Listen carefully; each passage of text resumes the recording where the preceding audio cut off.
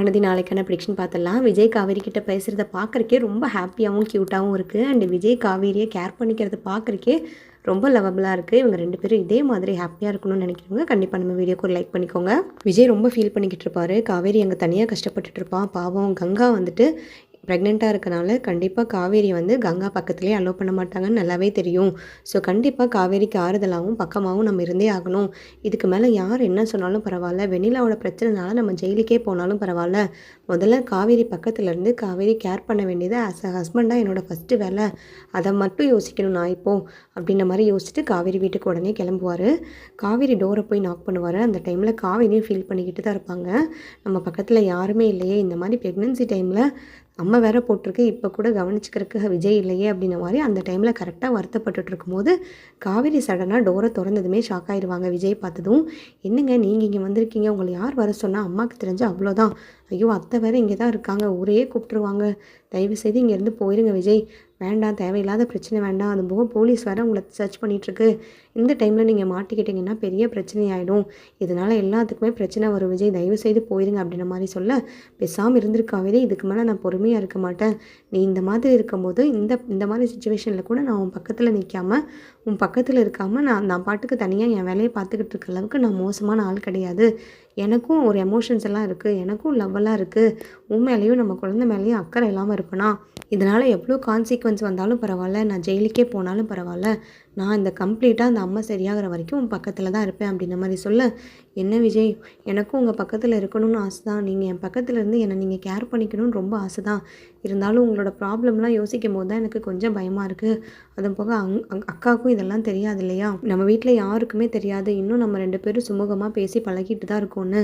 அம்மாலாம் வேறு என்னென்னமோ நினச்சிக்கிட்டு இருக்காங்க, இந்த டைமில் வந்து நீங்கள் இங்கே இருக்கிறது தெரிஞ்சாலும் அவங்க சங்கடப்படுவாங்க அப்படின்ற மாதிரி சொல்ல, இது என்னடி அநியாயமாக இருக்குது, ஒரு புருஷன் பொண்டாட்டி சேர்ந்துருக்கான், ஒரு புருஷன் ஒரு பொண்டாட்டியை பார்க்குறதுக்காக வந்து ஓடி வந்திருக்கான், இந்த மாதிரி டைமில் அவங்க பார்த்தாலுமே எனக்கு பிரச்சனை கிடையாது, எல்லாத்துக்கும் ஒரு லிமிட்டு தான் காவேரி இருக்குது, நீ எப்போ பார்த்தாலும் மற்றவங்களை யோசிக்கிறத விட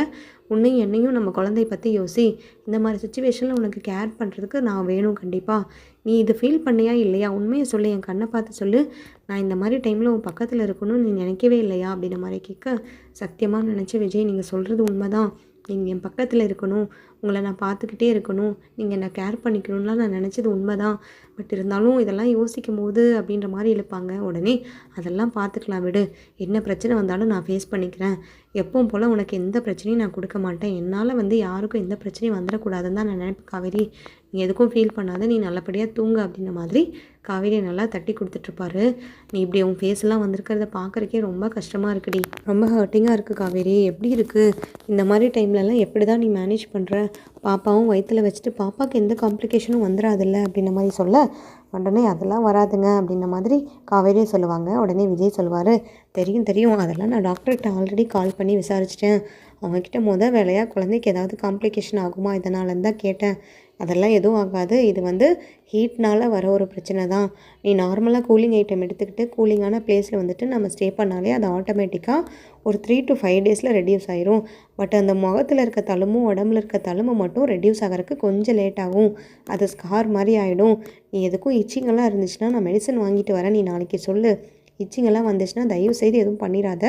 அது பெரிய வந்துட்டு தழும்பாகி ஸ்கார் ஆகிடும், சீக்கிரமாக போகாது அப்படின்ற மாதிரி சொல்லுவாங்க. அதுக்கு உடனே சிரிச்சுக்கிட்டு காவேரி, எப்படி பாஸ், எப்படி எல்லா விஷயத்துலையும் எக்ஸ்பர்ட்டாக இருந்தால் எப்படி, ஒன்றில் கூட வந்துட்டு எனக்கு நீங்கள் குறைவாக இருக்கவே மாட்டிங்களா, எல்லாத்துலேயும் வந்துட்டு பயங்கரமாக இருக்கீங்க, பயங்கரமாக யோசிக்கிறீங்க, உங்களை மாதிரிலாம் என்னால் இருக்க முடியாதுப்பா அப்படின்ற மாதிரி சொல்ல, உடனே விஜயும் சிரிப்பார். சரி நீ தூங்கிக்கு காவேரி, நான் அப்படியே தட்டி கொடுக்குறேன், அவன் என் பாப்பா என்ன பண்ணிகிட்ருக்கா, மூமெண்ட்டெல்லாம் வர ஆரம்பிச்சிருச்சா அப்படின்ற மாதிரி கேட்க, ஏங்க இப்போவே வாங்க அதெல்லாம் வரும், விட்டா நீங்கள் இப்போவே குழந்தைய பெற்று கொடுத்து நடக்க சொல்லுவீங்க போல இருக்குது அப்படின்ற மாதிரி சிரிச்சுக்கிட்டே காவேரியும் தூங்கிடுவாங்க. 2 பேரும் அசதியாக வந்துட்டு டயர்டில் தூங்கிடுவாங்க. காலையில் வந்து சாரதா ரூம்குள்ளே வருவாங்க. காவேரி வந்து கேஷுவலாக போய் ரூமை வந்து திறக்க போயிடுவாங்க. ரூமை ஓப்பன் பண்ணிவிட்டு சாரதாவையும் பார்த்துருவாங்க. அந்த டைமில் கரெக்டாக விஜய் ஓடி போய் டோருக்கு பின்னாடி ஒளிஞ்சிக்குவார். அடி பாவி, புருஷன் பக்கத்தில் இருக்கிறது, நான் ஒருத்தங்க பக்கத்தில் குத்துக்கலாட்ட இருக்கிறது கூடவா தெரியாமல் அவங்க அம்மா வருவாங்கன்ட்டு கதவை ஓப்பன் பண்ணி விடுவா அப்படின்ற மாதிரி விஜய் பார்த்துட்டு, எப்படியாவது சமாளித்து உங்கள் அம்மா வெளியில் அனுப்பிடி அப்படின்ற மாதிரி சொல்ல, காவேரியும் வந்து சமாளிச்சிருவாங்க. அம்மா நானே பார்த்துக்கிறேம்மா, தயவுசெய்து நீ என் பக்கத்தில் வராத, நீ என் பக்கத்தில் வந்தேன்னா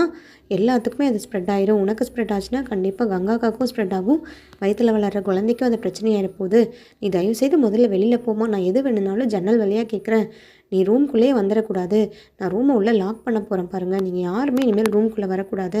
எனக்கு சரியாகிற வரைக்கும் நான் தனியாகவே இருந்துக்கிறேன் அப்படின்ற மாதிரி சொல்ல, இதனடி நேற்றுக்கெல்லாம் புலம்பிக்கிட்டு இருந்தேன், யார் என் பக்கத்தில் இருப்பாங்க, யார் நான் என் பக்கத்தில் தூங்குவாங்க, எனக்கு பயமாக இருக்குது அப்படி இப்படின்னு சொல்லிட்டு இருந்தேன், இன்றைக்கி என்னமோ இவ்வளோ தைரியமாக பேசுகிறேன், உங்க கூட யாரோ இருக்கிற மாதிரி அப்படின்ற மாதிரி சொல்ல, என்னம்மா சொல்கிறேன், அதெல்லாம் ஒன்றும் இல்லை, நான் அக்காவை பற்றி தான் யோசித்தேன், எனக்கே வந்துட்டு பயம் போயிடுச்சு அப்படின்ற மாதிரி சொல்லிட்டு அவங்க அம்மாவும் வந்துட்டு கிளம்பிடுவாங்க. அந்த டைமில் பார்த்தீங்கன்னா விஜய் வந்து காவேரிக்கிட்ட கேட்பாங்க, ஓ நேற்றுக்கெல்லாம் மேடம் இப்படியெல்லாம் சொல்லி ஃபீல் பண்ணிங்களா,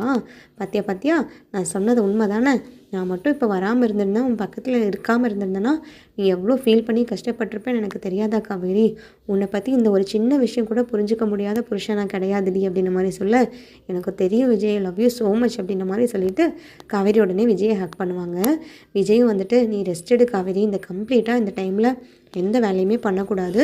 நீ உடம்பு நல்லா கூலிங்காக பார்த்துக்கிட்டு ரெஸ்ட் எடுத்தேன்னா ஆட்டோமேட்டிக்காக சரியாயிரும், கஷ்டமாக இருக்கா அப்படின்ற மாதிரி கேட்க, கொஞ்சம் உடம்புக்கு டயர்டாக தாங்க இருக்குது அப்படின்ற மாதிரி சொல்லிக்கிட்டு இருப்பாங்க. உடனே வந்துட்டு, சரிடி உனக்கு கூலிங்கான ஐட்டம்னா பனங்கள் கண்டு இளநீ எல்லாம் வாங்கணும், அதெல்லாம் உங்கள் வீட்டில் வாங்கிட்டு வந்துடுவாங்களா, இல்லை நான் போய் தெரியாமல் வாங்கிட்டு வரவா அப்படின்ற மாதிரி கேட்க, அடப்பாவி நீங்கள் மட்டும் இப்போ வெளியில் போயிட்டு வரும்போதுக்கிட்ட யார் கண்ணிலையாவது மாட்டினீங்க அவ்வளோதான், நம்ம போட்டிருக்க பிளானும் சொதப்பிடும், நீங்கள் என் கூட இருக்கவும் முடியாது, நானும் சொல்கிற வரைக்கும் நீங்கள் இந்த ரூமை விட்டு வெளியிலேயே போகக்கூடாது, எது வேணுனாலும் ஜன்னல் வழியாக நானே கேட்டு வாங்கிக்கிறேன் அப்படின்ற மாதிரி விஜய் சொல்லுவாங்க. அந்த டைமில் பார்த்தீங்கன்னா இவங்க உள்ளேயும் கதவை லாக் பண்ணாமல் விட்டுருவாங்க. கரெக்டாக குமரன் வந்து இளநீ வாங்கிட்டு கதவை ஓப்பன் பண்ணிடுவார். விஜயும் காவேரி இருக்கிற 2 பேர்த்தையும் இருக்கிறத பார்த்துருவார். என்ன விஜய் நீங்கள் இங்கே இருக்கீங்க, ஐயோ இது தெரியாமல் நான் வேறு கதவை ஓப்பன் பண்ணிட்டேனே, காவேரி முதல்ல கதவை டோரை லாக் பண்ணு, அத்தை மட்டும் பார்த்தாங்கன்னா அவ்வளோதான், பார்த்தாத குறைக்கு எங்கள் அம்மா பார்த்தாங்க கத்தியே ஊற கூட்டுருவாங்க, விஜய் நீங்கள் என்ன இங்கே பண்ணுறீங்க, காவேரியை பார்க்க வந்தீங்களா அப்படின்ற மாதிரி கேட்க, ஆமாம் பிரதர் காவேரியை தான் பார்க்க வந்தேன், காவேரி தனியாக இருக்கிறேன்னு சொன்னால் அதனால் எனக்கு மனசே கேட்கல அப்படின்ற மாதிரி சொல்ல, எனக்கு நீங்கள் 2 பேரும் சுமூகமாக தான் பேசிக்கிட்டு இருக்கீங்க, நீங்கள் 2 பேரும் ஆளுக்கு ஸ்டாலில் வந்துட்டு அப்பளம் போடுறேன்னு சொல்லிட்டு 2 பேரும் ஒட்டுக்காக இருக்கிறதெல்லாம் எனக்கு நல்லாவே தெரியும் விஜய், பட் நீங்களே இதெல்லாம் சொல்லட்டுங்கிறக்காக தான் இவ்வளோ நாள் பொறுமையாக இருந்தேன், காவேரி என்கிட்ட கூட நீ சொல்லணும்னு தோணலை உனக்கு, மாமா கிட்டேயே எல்லா உண்மையும் மறைச்சிட்டு தானே அப்படின்ற மாதிரி சொல்ல, மாமா அப்படிலாம் இல்லை மாமா, இவர்கிட்ட இருந்து நான் பேசி பழகியெல்லாம் ரொம்ப நாள் ஆச்சு, இவர்கிட்ட எப்போயும் நான் க்ளோஸ் ஆகிட்டேன், இவர் மேலே எந்த தப்பும் இல்லைன்னு எப்போ எனக்கு தெரிஞ்சதோ அப்போவே வந்து நாங்கள் நார்மல் ஆகிட்டோம், பட் அம்மாவை சமாதானப்படுத்துறதுக்கு வேண்டியும் நம்ம ஃபேமிலியோட சுச்சுவேஷன் சரியில்லைங்கிறக்காக தான் நான் இவ்வளோ நாளாக எதுவும் சொல்லாமல் இருந்தேன் அப்படின்ற மாதிரி சொல்ல,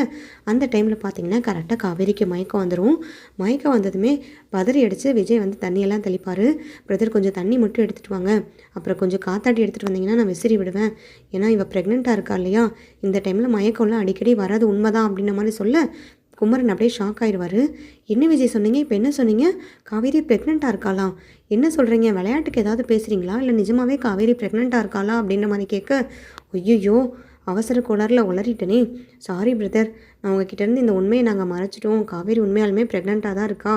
2 months ஆச்சு அவளுக்கும், கங்காக்கு முன்னாடியே காவேரியும் ப்ரெக்னென்ட் ஆகிட்டா, பட் இந்த விஷயமே எனக்கும் லேட்டாக தான் தெரியும், காவேரி வந்து நம்ம ஃபேமிலியில் நிறைய பிரச்சனை போயிட்டுருக்கனால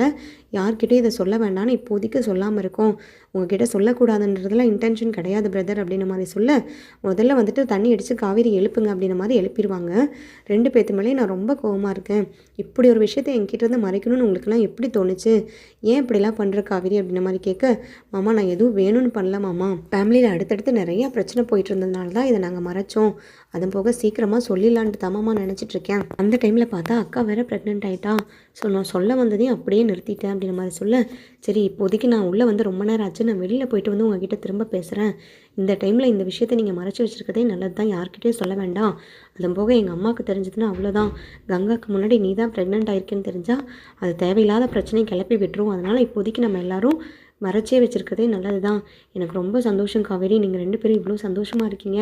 2 பேரும் சேர்ந்துட்டீங்கன்னு நினைக்கும் போது எனக்கு ரொம்ப சந்தோஷமாக இருக்குது, இதுக்கு மேலே உங்கள் லைஃப்பில் எந்த பிரச்சனையுமே வந்துடக்கூடாது, நான் கடவுளை வேண்டிக்கிறேன் அப்படின்ற மாதிரி சொல்லிட்டு குமரன் கிளம்பிடுவார்.